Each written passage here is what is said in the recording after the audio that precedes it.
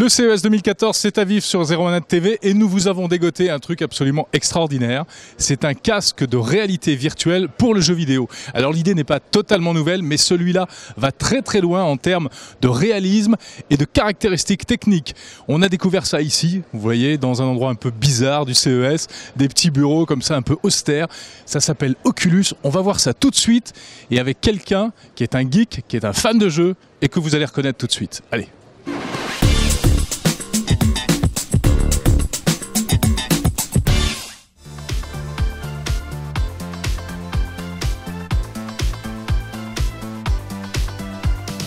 C'est formidable, franchement c'est incroyable, ça change complètement le jeu vidéo. C'est l'immersion totale en fait. C'est l'immersion totale à 360 degrés. Le seul truc qui pète la réalité, c'est que tu vois pas tes mains quand tu lèves tes mains, mais à part ça, ou que tes pieds bougent pas quand tu les bouges en vrai.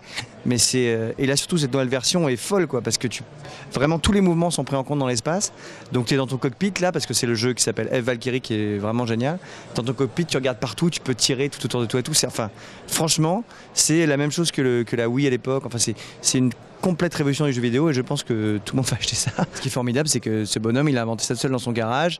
Il est venu le présenter à John Carmack, qui est l'inventeur de Doom, voilà, qui a tout de suite fait tourner le Quake Engine dessus, un moteur de jeu vidéo sur lequel est fait par exemple Half-Life. Donc du coup, ils ont très vite adapté Half-Life au jeu et tout. Et c'est incroyable quoi. Et du coup, John Carmack a quitté ID Interactive où il faisait Quake, où il faisait Doom, où il faisait Unreal, tout ça pour venir développer l'Oculus Rift avec Palmer. Donc ça va être formidable. Enfin, franchement, c'est ouf. J'en veux un tout de suite. It has a display inside and then optics that project the image into your eyes. And it has multiple motion sensors inside, gyroscope, accelerometer, magnetometer, and vision sensing. And it combines all of this data so that it can sense when I move my head left, move it right, look around, it reflects that in the in-game view. So I put it on, it's like having a very, very large 3D screen. And when I look up or look down, it's as if I'm inside of the game. I can see my feet, I can look up and see the ceiling. I can look all around me, and the game environment surrounds you instead of being confined to a small window like a television or monitor. Alors c'est impressionnant, ça fait un peu tourner la tête, ça donne presque la nausée, mais c'est fabuleux. Donc ce Oculus qui devrait sortir dans le courant de l'année, nous dit-on, ça pourrait coûter dans les $300, $400.